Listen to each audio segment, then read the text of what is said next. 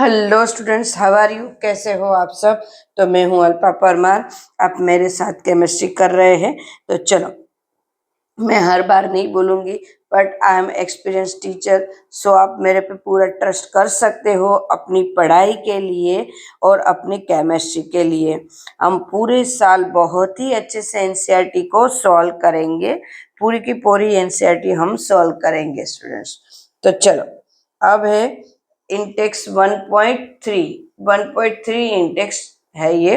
तो चलो, हमने 1.2 तक कर दिया था। यहाँ से मेरे ख्याल से बाकी है, मुझे ऐसा लगता है। Calculate the molarity of each of the following solution. बराबर है 30 gram of CONO3 twice into 6H2O in 4.3 litre of solution. मतलब मोलारिटी को फाइंड करना है। जब मोलारिटी को फाइंड करना है तो मेरे मेरे स्टार्टिंग में मेरे पास क्या होना चाहिए? I want to only first ये मेरी फॉर्मूला मोलारिटी की फॉर्मूला क्या है? मोल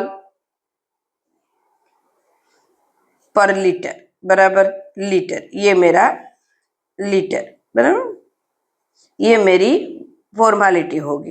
अरे सॉरी, ये मेरा फॉर्मूला होगा। तो चलो पहले मोल निकाल लेते हैं। मोल क्या दिया है? कुछ दिया है 30 ग्राम। ओके, मोल नहीं दिया है, ग्राम।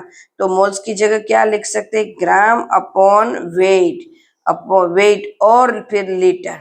चलो 30 ग्राम, और इसका मास निकालना पड़ेगा। वेट मतलब मास निकालना पड़ेगा। तो मोलेकुलर मास निकाल लेते हैं। CONO3 twice 6H2O। ये 30 ग्राम दिया है और उसका मोलेकुलर मास निकल रहा है 291 ना। स्टूडेंट्स, फिर से मैं एक बार बोल रही हूँ, अब हम बार बार मास नहीं निकालेंगे।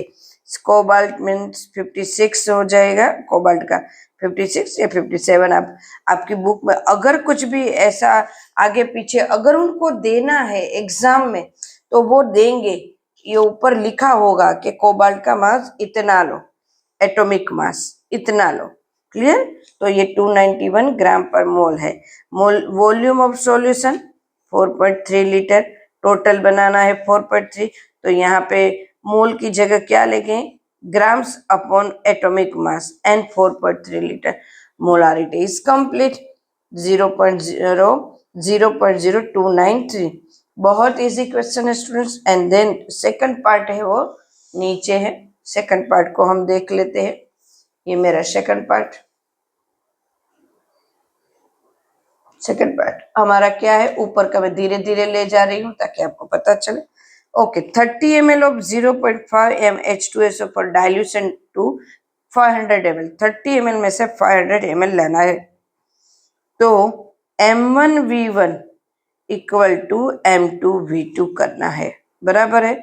अब देखो, M1 क्या दिया है? 0.5। M2 फाइंड करना है, दिस इज M2 फाइंड करना है। बराबर, V1 30 है, V2 500 है। चलो 500, तो M2 फाइंड करना है। कैलकुलेशन M1 V1 ही रखना है और कोई नहीं।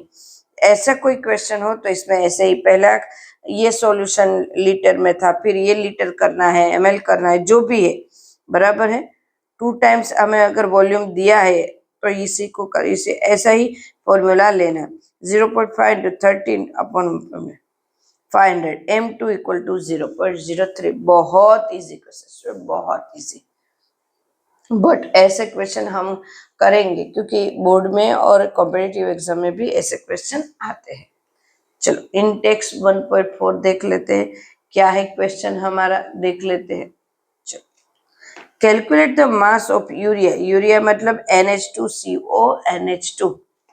दिस इज NH2 बराबर, NH2CO Na2 required in making 2.5 kilogram of 0.25 molar aqueous solution।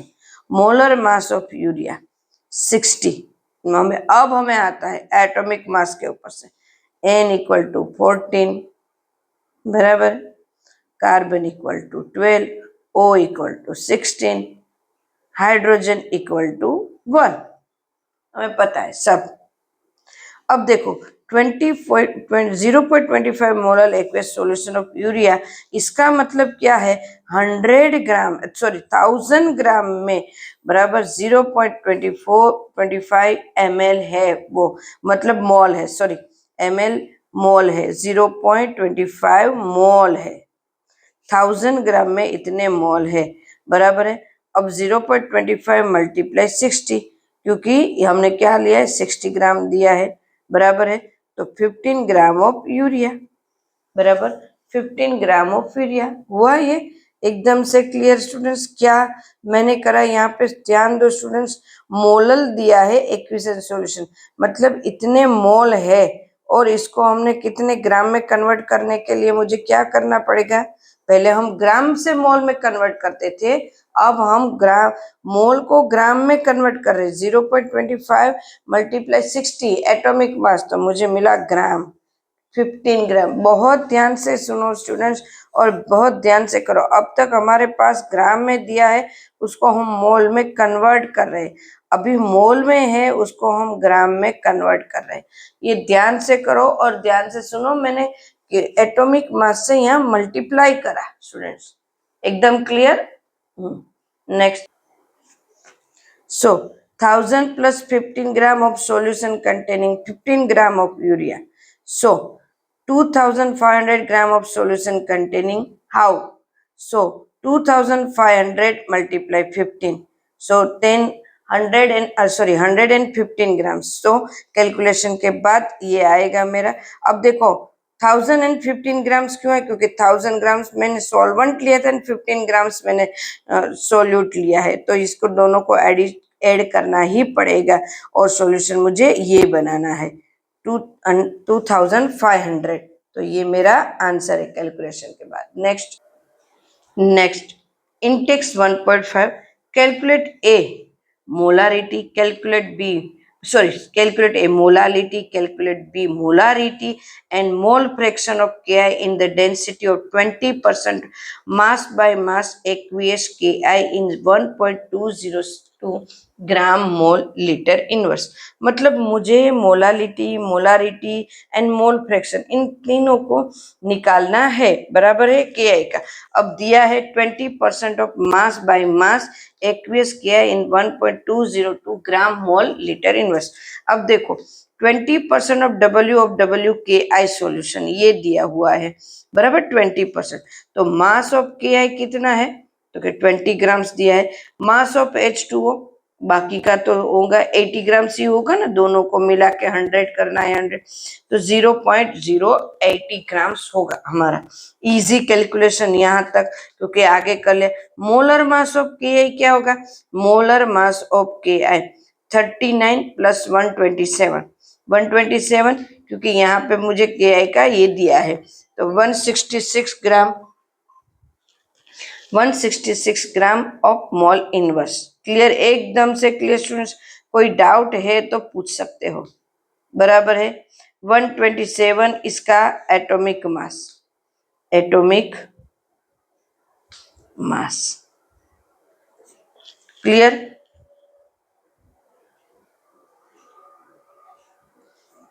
और आगे करते हैं, यहां तक समझ में आ गया, ओके चल।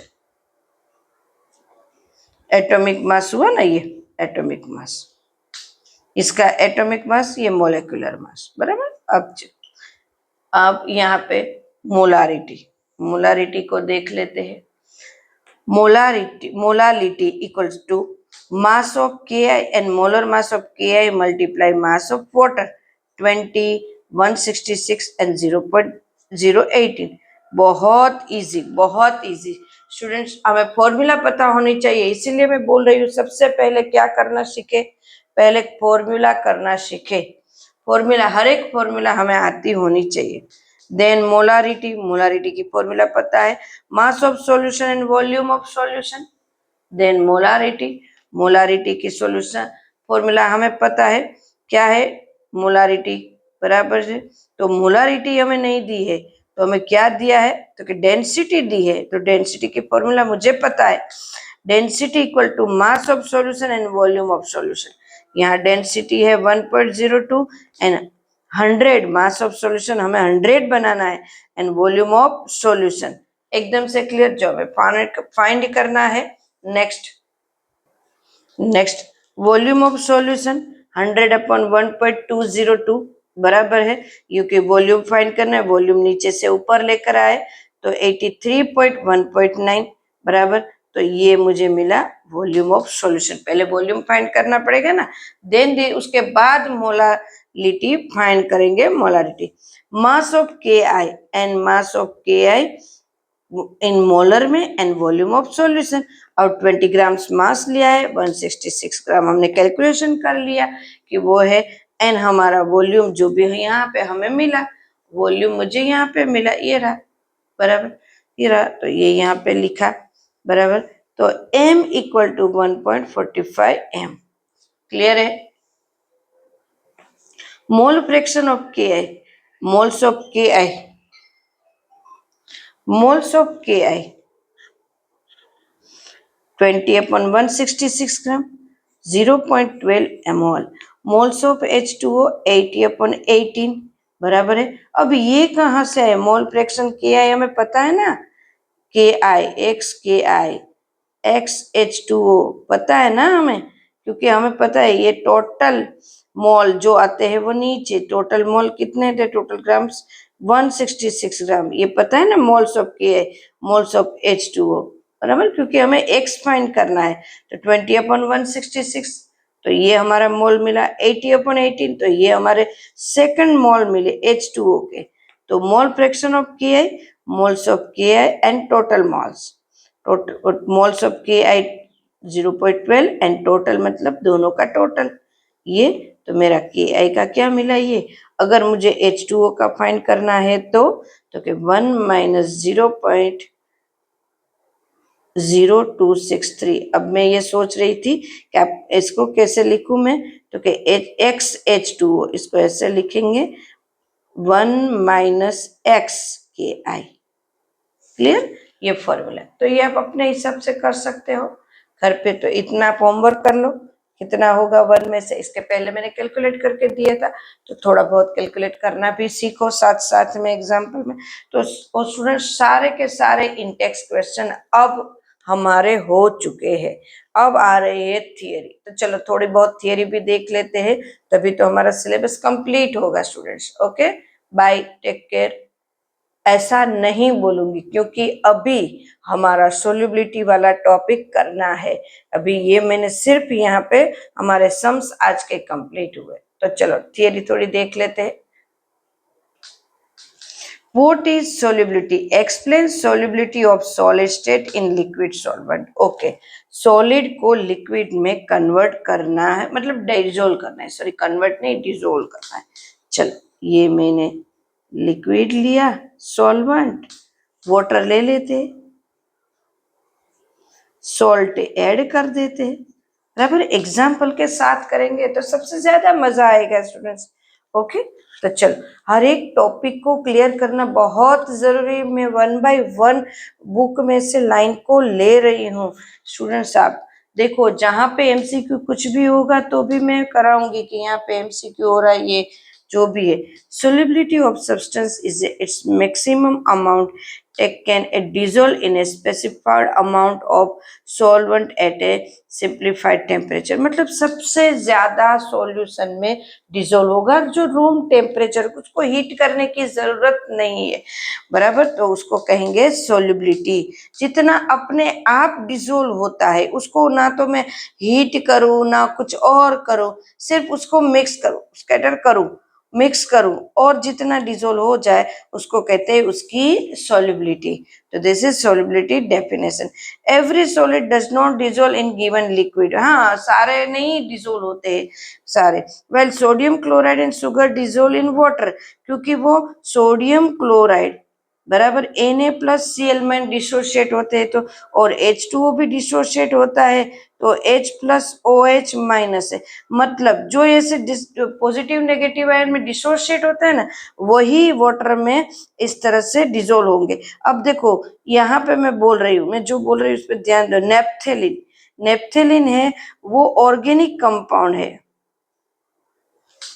बराबर है। Benzene C6H6 Ben organic compound है, तो ये है वो पॉजिटिव नेगेटिव आयन में कन्वर्ट नहीं होते, डिसोशिएट नहीं होते, तो वो इसमें वाटर में ये ऑर्गेनिक कंपाउंड है, वाटर में डिसोशिएट नहीं होते, डिसोल्व नहीं होते, डिसोशिएट नहीं हो रहे इसलिए डिसोल्व नहीं है। In water naphthalene anthracene do not on बराबर do not on other hand naphthalene and anthracene dissolve readily in benzene, वो बेंजीन में हो सकते हैं।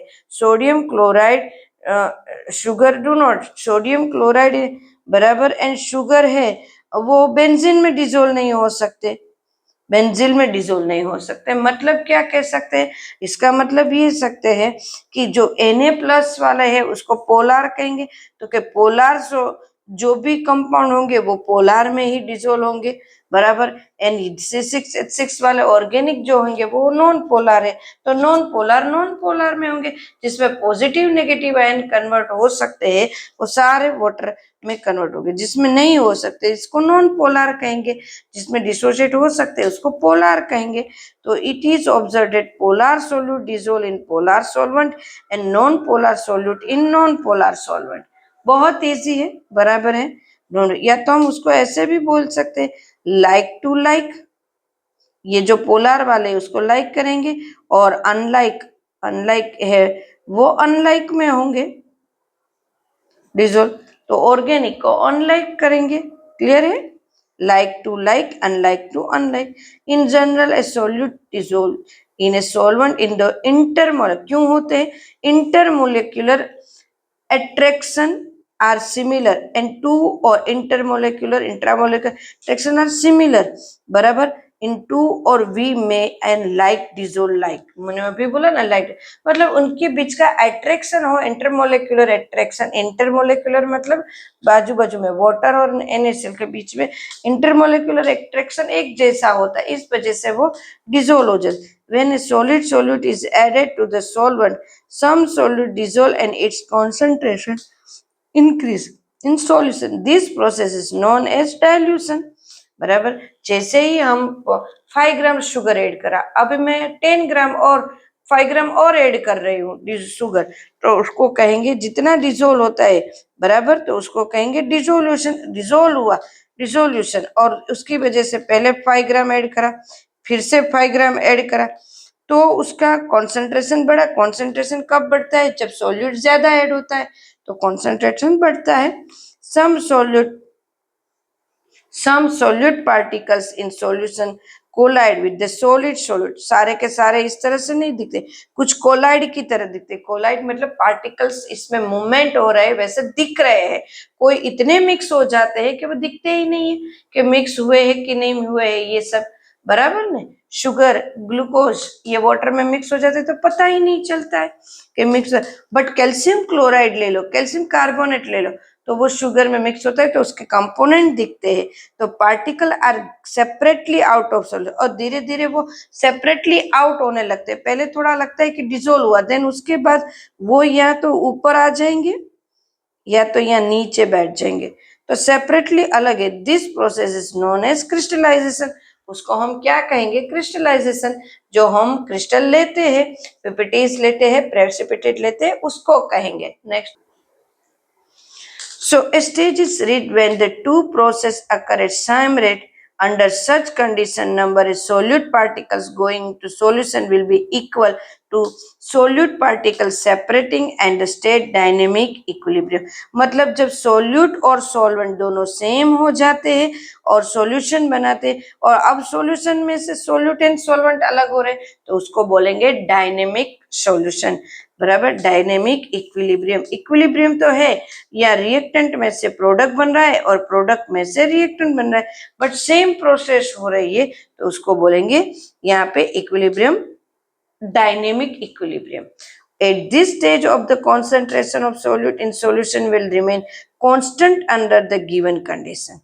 Temperature and pressure is constant, उसमें हमें कुछ चेंज करना नहीं है। आप टेक्स्ट बुक पढ़ो तो भी आपको समझ में आ जाएगा, अब मैं पढ़ा रही हूँ। टेम्परेचर एंड प्रेशर को बिल्कुल हमें चेंज नहीं करना है। सिमिलर प्रोसेस इज फॉरवर्ड, बहुत सेम प्रोसेस, वो इक्विलिब्रियम है तो दोनों तरफ। When goes to dissolve in liquid solvent, बराबर है।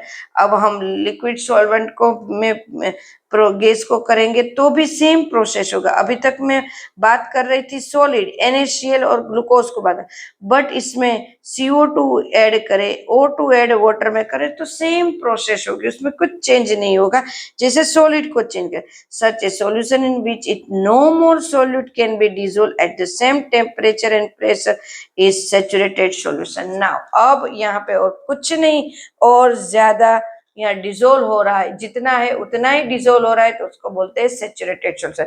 अब मिक्स करो कुछ भी करो पर रूम टेम्परेचर पे और डिजोल्व नहीं हो रहा है, इसका मतलब है मेरा सॉल्यूशन सैचुरेटेड सॉल्यूशन हो गया है, अब इसमें डिजोल्व नहीं होगा। हाँ टेम्परेचर देते हैं तो डिजोल्व होता है, बट यहाँ पे टेम्परेचर हमें देना नहीं है। एंड अंडरस्टैंड, बराबर। Solution is one is more solute can be dissolve at the same temperature, तो solution which is non dynamic equilibrium with under undissolved solute is saturated solution and contain maximum amount of solute dissolved in a given amount। maximum amount यहाँ पे dissolve हो जाते हैं जितने हो सके, उसको ही उसका concentration कहते हैं। क्या कहते हैं उसको? उसका कॉन्सेंट्रेट सोल्यूट सच इन ए सोल्युबिलिटी, उसकी सोल्युबिलिटी और उसका वो कॉन्सेंट्रेशन उसको कहते हैं। एकदम से क्लियर स्टूडेंट्स, एकदम से क्लियर। नेक्स्ट थोड़ा सा बाकी है टॉपिक और clear.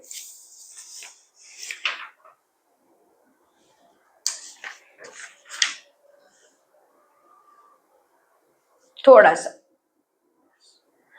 earlier we have observed that solubility of one substance into another depend on the nature of the substance.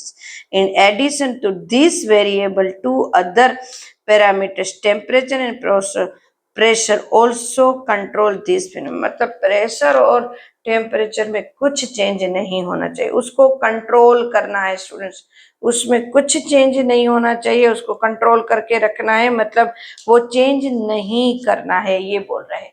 Clear एकदम से स्टूडेंट्स टॉपिक? आई होप पूरा टॉपिक समझ में आ गया। नेक्स्ट अभी उस टॉपिक में बाकी है, वो हम नेक्स्ट वीडियो में करेंगे। इस वीडियो में इतना ही, तब तक के लिए bye, take care, okay bye.